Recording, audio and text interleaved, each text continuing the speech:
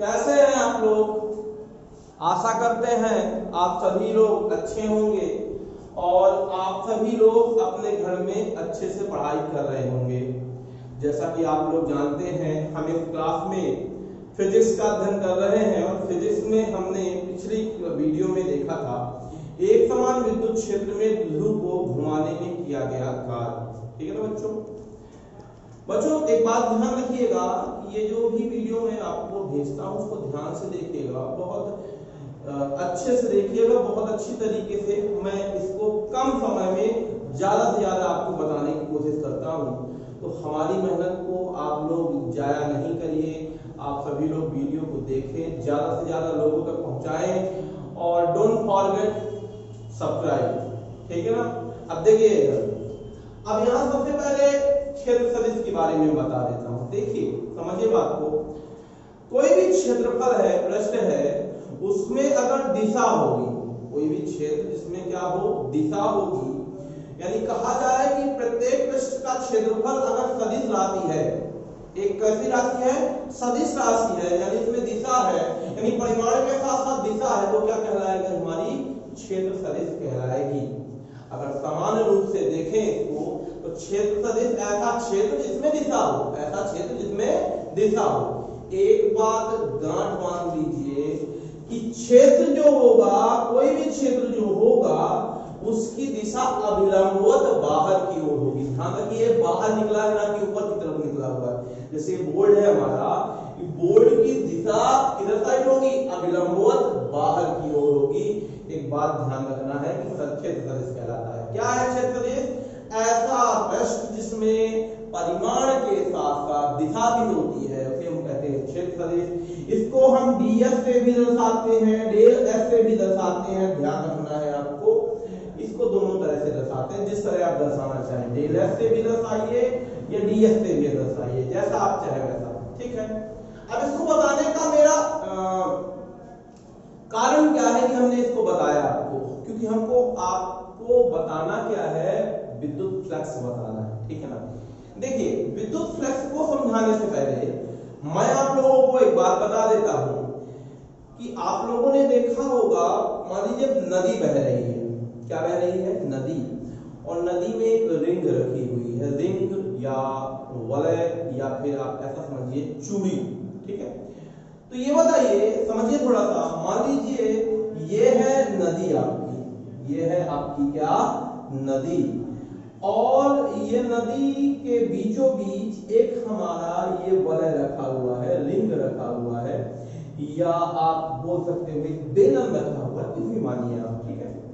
अब ये बताइए कि ये जो रिंग है, ध्यान से देखिएगा, बहुत कॉन्सेप्ट की बात बता रहा हूं। ये जो रिंग है बेटा, ये जो रिंग में से पानी कब जाएगा, जब ये वलय इसके सीध में होगा। जब वलय इसके सीध में होगा तभी इसके अंदर से पानी जाएगा, नहीं तो पानी अंदर से नहीं जाएगा या कम जाएगा। ठीक है?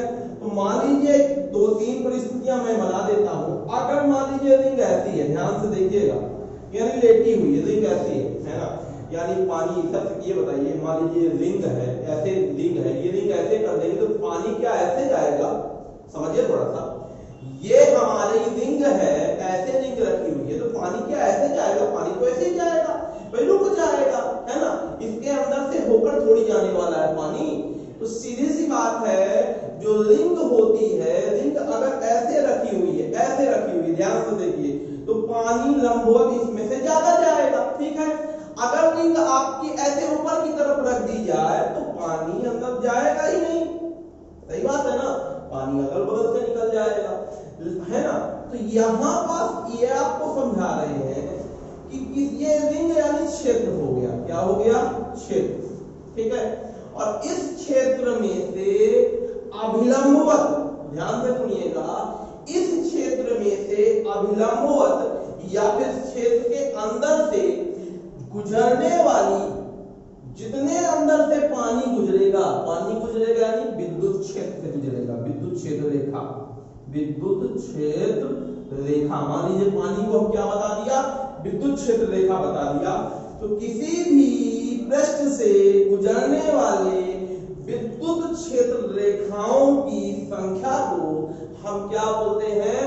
विद्युत फ्लक्स बोलते हैं। फिर से सुनिए, मान लीजिए ये नदी है और नदी का पानी को हम मान लें विद्युत क्षेत्र मान लें, है ना, विद्युत क्षेत्र रेखा मान लें, और इस पर क्षेत्र यदि अभिलंबवत रहेगा, कैसे रहेगा? अभिलंबवत रहेगा, यानी ऐसे रखा हुआ रहेगा, तो सीधी सी बात है इसमें से जो हमारा विद्युत क्षेत्र है पूरी अंदर से गुजर जाएगा, और ये जो है हमारा इससे गुजरने वाले, अंदर से गुजरने वाले विद्युत क्षेत्र रेखाओं की संख्या को हम क्या बोलेंगे?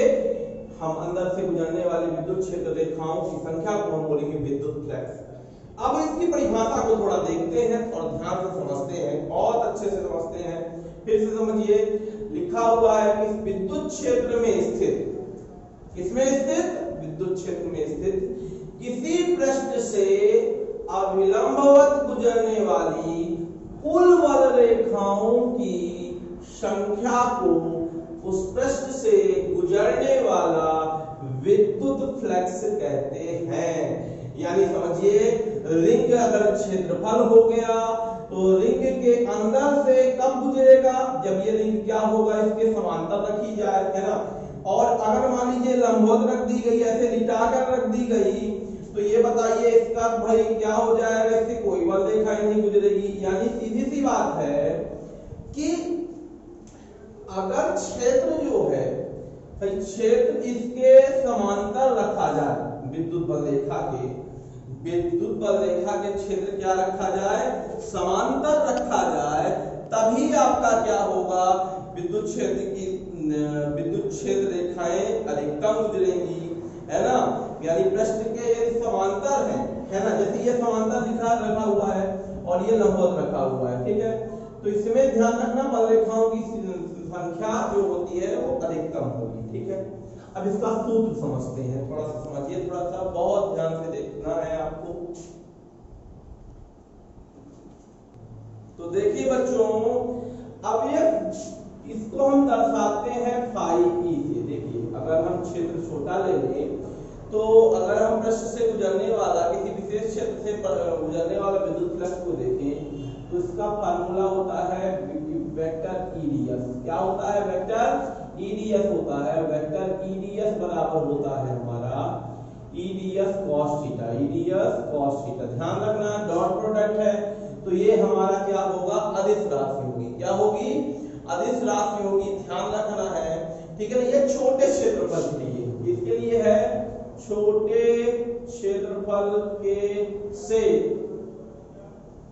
गुजरने वाला विद्युत फ्लक्स, ठीक है बच्चों।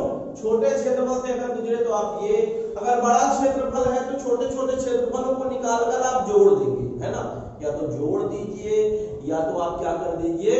समाकलन कर दीजिए। ध्यान रखना है, जो समाकलन करते हैं आप वो एडिंग ही है, ठीक है। सभी क्षेत्रफलों को जोड़ दें। अगर मान बड़ा क्षेत्रफल है तो क्या करेंगे? बड़े क्षेत्रफल से गुजरने वाले विद्युत फ्लक्स या संपूर्ण पृष्ठ से गुजरने वाला के लिए क्या फार्मूला हो जाएगा? संपूर्ण पृष्ठ से गुजरने वाला विद्युत फ्लक्स। देखिए क्या हो जाएगा? संपूर्ण पृष्ठ से गुजरने वाला विद्युत फ्लक्स, संपूर्ण पृष्ठ से गुजरने वाला विद्युत फ्लक्स को हम फाई से दर्शाएंगे, फाई ई से दर्शाएंगे, और ये होगा हमारा समाकलन माप या समेशन, दोनों हो सकता है बेटा, ठीक है ना। वेक्टर ई डी एस दोनों आप ले सकते हैं, ऐसा आप दर्शा सकते हैं या ऐसा बता सकते हैं, ठीक है ना। ध्यान रखना, यही जो है इसके बराबर हो जाएगा क्या? EDS cos theta. ध्यान रखना है, परिमाण रूप में हो जाएगा, ठीक है ना बच्चों। ठीक है, ये क्या है हमारा? छोटे पृष्ठ से या अल्प पृष्ठ से छोटा न लिख के आप अल्प क्षेत्रफल लिख सकते हैं। अल्प क्षेत्र से गुजरने वाला विद्युत फ्लक्स जो होगा डेल फाई, ये छोटे क्षेत्रफल से गुजरने वाला विद्युत फ्लक्स को आप डेल फाई ई से दर्शाएंगे, उसमें भी ईडीएस होता है। और इन सभी छोटे क्षेत्रफलों को अगर जोड़ दिया जाए तो ये बन जाएगा फाई ई बराबर समेशन लिखिए, मैं बार बार बोल रहा हूँ समेशन लिखिए, चाहे आप फाई लिखिए, है ना, फाई या फाई नहीं, समाकलन ऑफ ई डी एस लिखिए, ठीक है। अब ये हो गया हमारा फार्मूला, ठीक है ना। किसका फार्मूला? विद्युत फ्लक्स का फार्मूला। इसमें आप एक बात, दो तीन बात समझिए। यहाँ पास मैं दो कंडीशन बता देता हूँ। पहली बात देखिएगा, थोड़ा सा मैं इसको मिटा रहा हूँ, है ना, इसको नोट कर लेना है, ध्यान रखना है आपको, ठीक है। मिटा के ना करके मैं इसी के आगे बढ़ता हूँ। देखिए पहला विशेष स्थितियों के बारे में जान लीजिए। विशेष स्थितियां बहुत ध्यान से देखना है बच्चों, विशेष स्थितियों को। ये थोड़ा सा कॉन्सेप्ट आपका बिल्कुल क्लियर हो जाएगा कि यहाँ विशेष स्थितियों में क्या बात कही गई। ये बहुत सरल है, थोड़ा सा आपको शब्दों पे ध्यान देना है, मेरे शब्दों पे ध्यान देना है, सब चीजें क्लियर हो जाएंगी, ठीक है ना। इसमें कंफ्यूजिंग ये रहता है कि पृष्ठ समांतर बोल देता है, थीटा की वैल्यू आपको 90 देगा। क्या बोल देगा कि किसी कोई पृष्ठ विद्युत क्षेत्र के समांतर है और थीटा बराबर 90, समांतर में 90 कहां से होगा, ठीक है। या फिर दे देगा कि पृष्ठ लंबवत है और थीटा बराबर 0। यहाँ फिर से देखिए लंबवत में तो 90 होना चाहिए, लेकिन यहाँ क्या देगा आपका 0 दे देगा। यहाँ भी कंफ्यूजन, इस कंफ्यूजन को दूर करेंगे हम। यहाँ पास देखिए पहली कंडीशन पे ध्यान दीजिए। पहली कंडीशन, यदि थीटा बराबर क्या हो, यदि थीटा बराबर 90 हो, थीटा बराबर 90। थीटा है क्या, थीटा जो है E और DS के बीच का कोण है। थीटा क्या है बच्चों, E और DS का बीच का कोण। अगर हम इसको इक्वेशन नंबर फर्स्ट माने तो इसको कैसे दर्शाएंगे, डेल फाई E बराबर हो जाएगा E ds cos 90 हो जाएगा बच्चों। और cos 90 की वैल्यू क्या होती है भाई, cos 90 की वैल्यू होती है 0 बच्चों। तो यहाँ पास हो जाएगा फाई बराबर 0। अब ध्यान से देखिएगा, मैंने अभी नदी की बात कही थी, कौन सी नदी, विद्युत क्षेत्र रेखा की नदी। इसमें मैंने बात कही थी कि विद्युत क्षेत्र रेखा यदि कैसा हो, ऐसे मान लीजिए ऐसे रखा गया। ध्यान से देखिए, लिंग ऊपर की तरफ है, इसका क्षेत्रफल क्या हो जाएगा, ds की दिशा ऊपर की तरफ। हमेशा मैंने बताया ना, क्षेत्रफल इसकी दिशा लंबवत बाहर की ओर होती है तो ऊपर की ओर होगी। अब देखिए ds ये ऐसे मतलब विद्युत क्षेत्र रेखा गुजर रही है और इसकी दिशा ऊपर है, तो बताइए E और ds के बीच एंगल कितने बनेगा। देखो यहाँ पास, यहाँ एंगल बनेगा 90, है ना, एंगल बन गया 90। लेकिन पृष्ठ क्या है, पृष्ठ इसके समांतर है। पृष्ठ क्या है, इसके समांतर है। इसी बात को समझना है आप लोगों को, ठीक है ना। फिर से सुनिए, पृष्ठ विद्युत क्षेत्र के समांतर, लेकिन क्षेत्र की दिशा इसके 90 डिग्री बना रहा है। तो जब क्षेत्र क्या होता है, क्षेत्र इसके समांतर होगा तब इसमें 90 डिग्री बनेगा। या फिर ये समझिए, क्योंकि ये इसकी दिशा हमेशा लंबवत होती है, जब ये समांतर होगा तो इसके भी क्या हो जाएगा, 90 डिग्री बनाएगा। यानी दोनों क्या हो जाएंगे, पृष्ठ और ये समांतर हो जाएंगे। यानी निष्कर्ष ये निकला इसमें कि यदि पृष्ठ विद्युत क्षेत्र के समांतर है, क्या है बेटा, यदि पृष्ठ विद्युत क्षेत्र के क्या है बेटा, समांतर है, तो समांतर जब भी पृष्ठ हो जाएगा तो इससे गुजरने वाला फ्लक्स तो इससे यानी वलय से देखिए कोई अंदर होकर जाएगा क्या, नहीं जाएगा। इससे गुजरने वाला फ्लक्स क्या हो जाएगा, शून्य होगा। और एंगल कितना बना बच्चों, 90 बनेगा, क्योंकि E और DS के बीच 90 का एंगल बनेगा।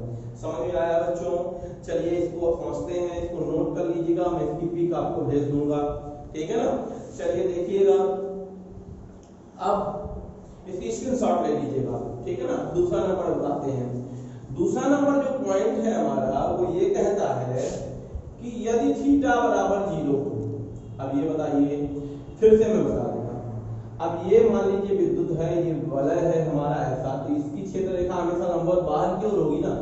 जब बाहर की ओर की भाई ये E है और ये DS है, इन दोनों के बीच ये समांतर हो गया भाई, समांतर हो गया, इन दोनों के बीच एंगल कितना बना, 0 का बना, एंगल 0 बना। लेकिन ये इसके क्या हो गया, बीच में आ गया, यानी लंबवत हो गया।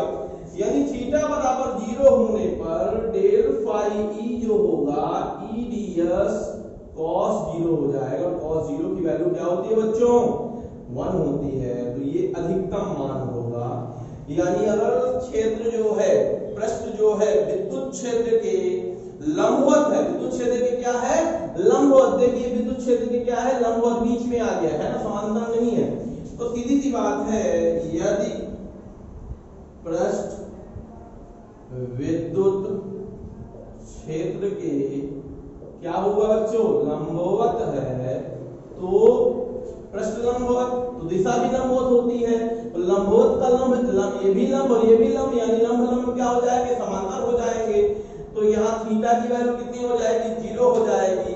और उससे गुजरने वाला, तो उससे गुजरने वाला जो विद्युत फ्लक्स होगा, विद्युत फ्लक्स क्या होगा बच्चों, अधिकतम होगा। नोट कर लीजिए बच्चों, इसको भी, इसका स्क्रीनशॉट ले लीजिएगा, ठीक है। तो अब देखिएगा, अब हम इसके बारे में और जानते हैं। देखिएगा मात्रक के बारे में जान लीजिए बहुत जल्दी। हम लोग मात्रक और विमीय सूत्र जान लेते हैं। देखिए मात्रक किससे बनता है भाई, फाई बराबर आपने देखा ये ईडीएस है। अगर मैं इसको देखूं तो देखिएगा ईडीएस, ई का मात्रक क्या, न्यूटन पर कूलम होता है। क्या होता है इसका, डेल फाई ई का जो मात्रक होगा ये न्यूटन पर कूलम होता है। इसका क्या होता है, मीटर स्क्वायर। तो इसका मात्रक क्या हो जाएगा, न्यूटन मीटर स्क्वायर प्रति कूलम, है ना, ध्यान रखना है, न्यूटन मीटर स्क्वायर प्रति कूलम।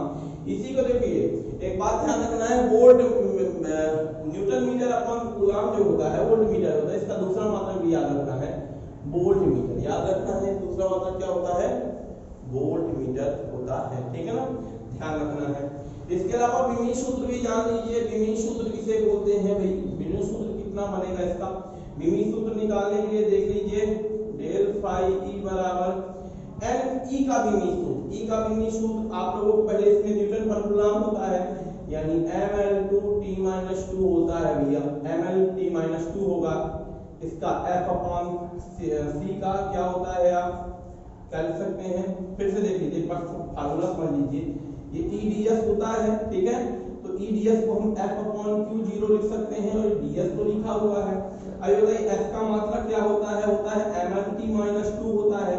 q का क्या होता है बेटा, at होता है। ds का क्या होता है, l² होता है। अब इसको सॉल्व कर लीजिए, आंसर ला दीजिए, सॉल्व करते हैं, देखिए कितना आ जाएगा हमारा, इसका आ जाएगा, देखिए इसको सॉल्व करेंगे तो ये आ जाएगा m, ये l² l³ t -3 और ये -1, और यही है हमारा फार्मूला ml3t-3 a-1। तो बच्चों इसको याद रखिएगा, ये विमीय सूत्र है और ये हमारा क्या है, ये वोल्ट मीटर है, ध्यान रखिएगा। ये क्या है, दूसरा मात्रक इसका एक और होता है क्या, वोल्ट मीटर होता है, ध्यान रखना है बच्चों। तो बच्चों इसकी शॉट ले लीजिएगा आप लोग, है ना। अब बच्चों इसको ध्यान से पढ़िएगा, अच्छे से करिएगा, है ना। तो इसको ध्यान से देखना है और ध्यान से करना है, और सब्सक्राइब करना मत भूलिएगा। गुड डे, अच्छे से रहिए, सुरक्षित रहिए।